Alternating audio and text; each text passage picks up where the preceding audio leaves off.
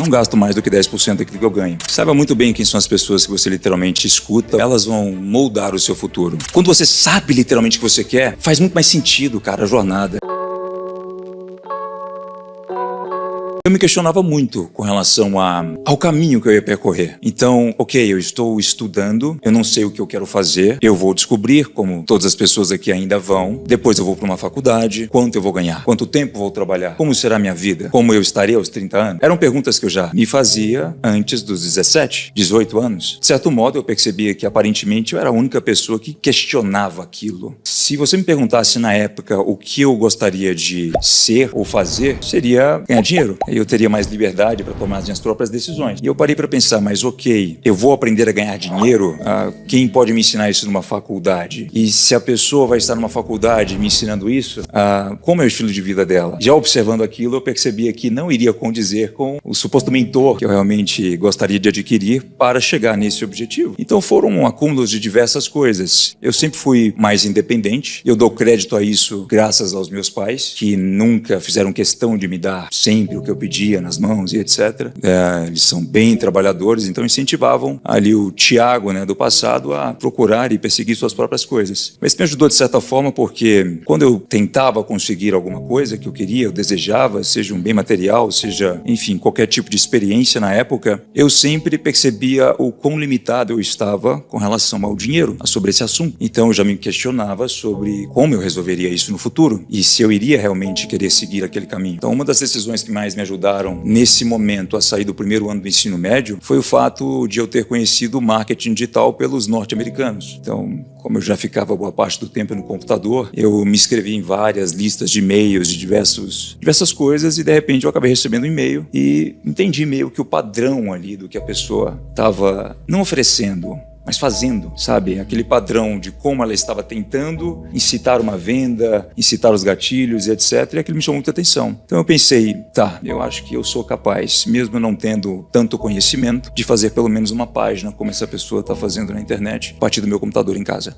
O que eu vendo? Bom, depende muito dentro do digital para quanta pessoa me conhece. Quem talvez esteja me conhecendo agora pelo podcast vai imaginar que eu vendo lifestyle, mas não, eu vendo produtos que são infoprodutos, melhor dizendo, para algumas pessoas já se situarem, completamente digitais, que não utilizam do uso da minha imagem e que eu posso fazer o que, inclusive, as pessoas acham que, nossa, é algo mirabolante, mas não, tá em uma página do livro, eu trabalho 4 horas por semana, eu já tinha lido há muito tempo atrás e quando eu fui reler, eu falei, nossa, eu tô aplicando essa estratégia, ela estava em um parágrafo aqui somente desse livro, que é Private Label Rights. Então, eu licencio produtos de outras pessoas, trago para o Brasil, aplico técnicas de vendas e empacoto da forma que eu preferir, coloco uma embalagem naquele produto, modelo o conteúdo daquele produto e faço as vendas. Há produtos também físicos nesse mercado, há poucos serviços e também há a parte onde o Tiago aparece online e incentiva outras pessoas a terem um estilo de vida com pura liberdade. É basicamente isso. O primeiro produto que eu literalmente peguei no marketing digital foi um produto de uma pessoa que era um especialista naquele assunto e eu tinha ali os meus 17, ainda 18 anos, a pessoa era um empresário e eu comecei a falar do marketing digital para essa pessoa e da possibilidade que o marketing tinha de fazer com que aquele conhecimento fosse disseminado em inúmeras cópias diárias. Ela criou muito interesse e falou o seguinte, nossa, legal, você consegue lançar? Você consegue fazer? Eu ainda estava só nas primeiras impressões do que eu achava ser o marketing digital, eu não tinha conhecimento praticamente nenhum, era tudo muito vago, mas eu disse sim. Eu só disse sim porque eu sabia que se eu me comprometesse com aquela pessoa, que inclusive era um empresário da minha cidade, eu iria fazer acontecer. Então é aquela famosa expressão de colocar um tubarão no tanque. Foi aí que eu tive que fazer de tudo um pouco, ou seja, o chão de fábrica do marketing digital.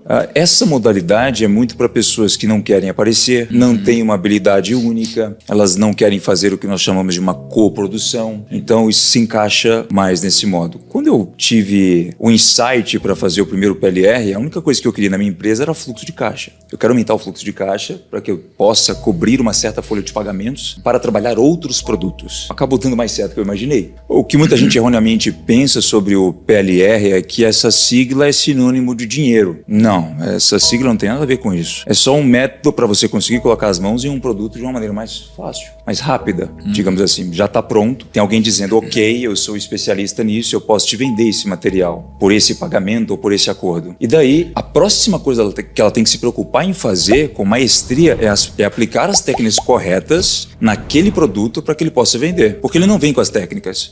Você só ganha puramente o conteúdo. Os materiais geralmente são muito compilados, depende muito do conteúdo. Existem várias formas de você fazer PLR. Quais são os de 5 a 100 dólares? São os PLRs de artigos... 5 dólares? Um artigo, você pensa em artigo científico, você transforma em metodologia e... Exato. Se você pega aquele conteúdo, trabalha, modela, lapida, a fim de colocá-lo também à frente de outro especialista que vai poder te comprovar que aquele material realmente funciona, quando você o empacota, você coloca o ticket que você quiser. Muitas pessoas já questionaram, né, qual é a diferença de um café para um copo normal para um outro café num copo do Starbucks. É o branding, é o envelopamento do produto. Por exemplo, eu já percebi, não sei se vocês passaram por essa experiência, que ao comprar alguns cursos, até mesmo norte-americanos, eu pagava cerca de 900 dólares num conteúdo, 2 mil dólares num conteúdo, enquanto esse conteúdo tá ali na livraria a R$19,90. É igual palestrante internacional, né? E a questão não é só essa também, há outro ponto importante. Porque quando você adquire um PLR, ou quando a gente começa a falar sobre isso, as pessoas começam a imaginar as coisas que elas podem vender e vão pesquisar, elas veem assuntos que parecem muito subnichados, como esse, por exemplo. Aprenda a cortar custos em casa, ensine seu filho a ler, como dormir melhor, um drone, como dormir melhor. Isso aí, dormir melhor, compraria. Rituais matinais, não interessa. A pessoa acha que aquele conteúdo já está disponível na internet. De fato, ele está. E gratuito. E as pessoas compram, então, o que já está disponível gratuitamente? Porque elas compram organização. Se você for, por exemplo, tentar pesquisar isso no YouTube, você vai encontrar diversas coisas sobre como que eu posso tomar banho direito. Só que o melhor vídeo tem 20 views e você nunca vai achar. Exato. Isso acontece pra caramba. Só que, cara, o PLR, assim, ele seria qualquer formato de conteúdo, certo? Desde artigo até vídeo. Artigo, vídeo, audiobook, PDF. Se você coloca mais energia no empacotamento, o ticket sobe para facilitar a absorção da pessoa. Sim. Então, uma coisa é eu entregar algum e-book que a pessoa vai ter que ler, etc. Outra coisa é eu entregar em videoaula, sabe? Eu acrescento mais valor àquele conteúdo. Existe um marketplace de PLRs? Existem vários, mas o melhor que eu gosto, o mais apropriado, se chama google.com. É o melhor, cara. Mas aí, como que eu compro algo lá? Tem um termo específico. Você pesquisa PLR Course About Something, então você vai colocar o nome daquele nicho específico e aí você vai encontrar diversos sites. Por que eu não recomendo um site específico? Porque tem zilhões de sites vendendo inúmeros PLRs. Artigos. Mas não tem umas pilantragens no meio assim? Bastante. É por isso que você tem que comprar, tomar vergonha na cara, pagar uns 5 dólares, que é caríssimo, pra observar o conteúdo. 5 dólares, cara? 5 dólares. Cincão, né? E você pega uns conteúdos a 5 dólares, como eu vou te dar exemplos. Eu já comprei um e-book a R$9,90, 9 dólares 90 centavos, e eu o vendi com todo o envelopamento, uma lapidação do conteúdo por R$147. Inúmeras cópias todo santo dia. Qual que seria esse processo de envelopamento na sua concepção para trazer valor para o produto? Então, a primeira coisa que você tem que fazer é validar aquele conteúdo. Quando eu não consigo ter uma clareza sobre se aquilo vai funcionar de fato ou não, eu procuro pesquisar todo aquele conteúdo, todas aquelas afirmações, pesquisar artigos que estão comprovando aquilo, e se ele estiver de forma incompleta, digamos assim, eu compro um segundo PLR sobre o mesmo tema. E junto, eu faço uma mistura de duas coisas. Só que depois eu tenho que ter a capacidade para juntá-los de uma forma específica. Mas eu gosto muito de transformar também esses PLRs em audiobooks. Ou videoaulas. Você tem medo de quebrar, Fint? Não, me protejo bastante. Eu peguei uma regra de um livro e utilizo até hoje. Não gasto mais do que 10% daquilo que eu ganho. No dia que eu li essa regra e quis adotá-la, é óbvio que eu não podia fazer aquilo porque... Não dava. 90% praticamente. Eu tinha que gastar para sobreviver. Mas eu passei a fazer isso e levar a sério. E é muito gostoso porque eu coloco no meu wallet, por exemplo, aquilo que eu posso gastar de acordo com o que eu ganhei e eu não dou conta de gastar mais os 10%. E se acumulam para o próximo mês, para o próximo mês, para o próximo mês, para o próximo mês. Então, tá ali. Isso gera também uma certa ambição e um senso de organização. Por quê, Thiago? Eu pude ter a sorte, talvez não sorte, o preparo literalmente, de jovem procurar me relacionar mais com pessoas que estavam falando de negócios e etc. E é óbvio que não eram pessoas da minha idade. E eu conheci um empresário. E esse empresário quebrou porque ele não havia separado pessoa física de pessoa jurídica. Esse faturamento, por exemplo, ele é muito bonito de se ouvir, né?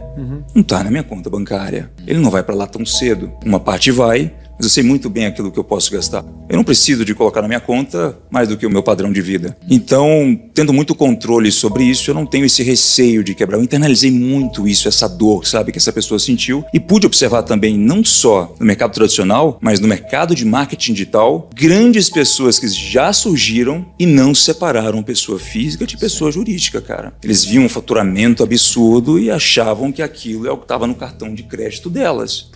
Eu tenho muito o apreço ao tempo. Então, se eu começo a fazer uma coisa, eu vou começar a contar os dias que eu estou fazendo aquilo, para que se eu pensar em desistir, a minha mente já me joga a seguinte frase: você já gastou X dias nisso, vai jogar fora? E eu sou muito do fake it until make it também. Eu tenho, sim, em alguns momentos, uma capa que faz com que o externo se conflite com o interno. Então, o externo às vezes vem primeiro, o interno vem depois, porque um acaba puxando o outro.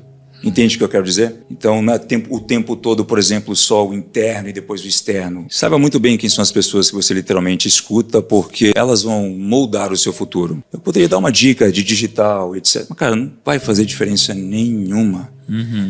Essa parte é muito mais importante. As pessoas com que você se relaciona, as coisas que você gostaria de realmente estar fazendo. Outra dica é, ao observar a vida de outra pessoa, saiba e interprete se aqueles pontos que estão ali são seus desejos. Também. Se você, por exemplo, falar, pô, Finch, um iate hoje, o que você acha? Olha o meu iate aqui, pode me convidar, eu não tô nem aí, eu não quero.